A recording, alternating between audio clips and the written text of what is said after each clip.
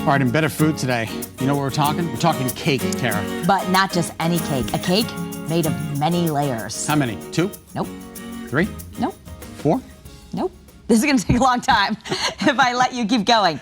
18. We're talking about an 18-layer cake. 18? Where do you get an 18-layer cake? Well, you'll find it in bakeries down south. And when I say down south, I do mean south of Macon, Georgia. Oh. But today, with the help of Southern Living Magazine's Ivy Odom, who you first met on our show Monday, we're learning how to make the cake here in the Northeast in our very own kitchens. And it is spectacular.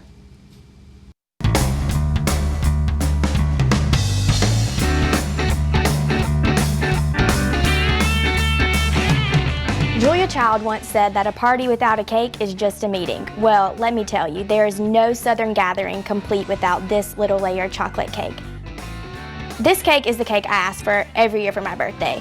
My great-grandmother used to make this cake for my mama and her brother every single year. She would start it with 12 layers, and then every year as they got older, she would add a layer. And she got all the way up to 18 layers, which is what this cake is today.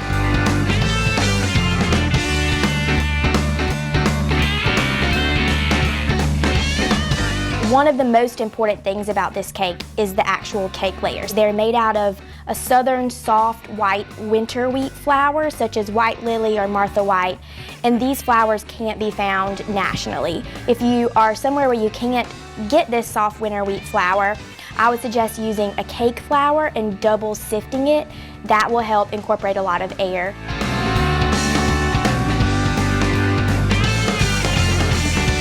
There is this imaginary line along Georgia that starts from Columbus at the west to Savannah at the east, and it runs all the way up to Macon in the north. This cake can't be found anywhere north of the gnat line.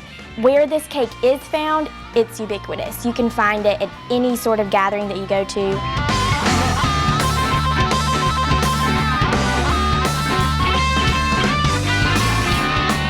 Using disposable cake pans would be your best idea that you've had in a long time. You line them with parchment and you spray them doubly so your cake will be sure to come out of that aluminum pan, and then you can always discard that at the end.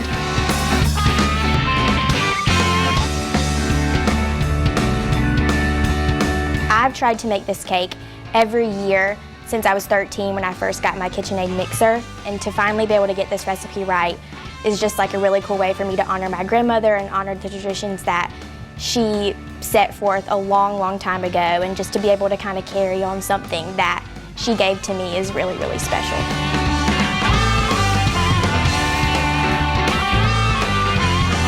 It honestly takes a lot of practice to be able to get it to 18 layers, but it's well worth the effort.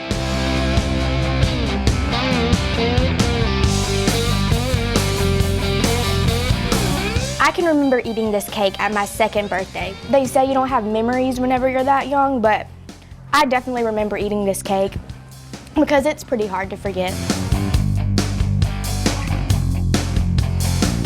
There is a huge debate in every person's mind on how you should eat this cake.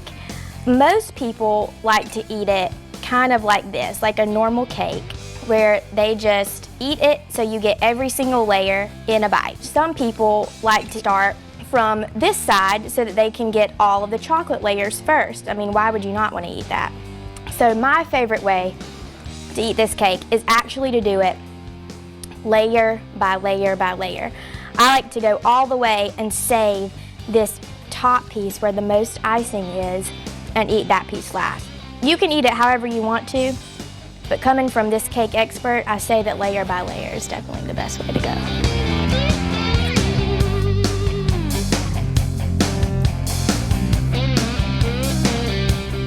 You know I gave up cake for Lent.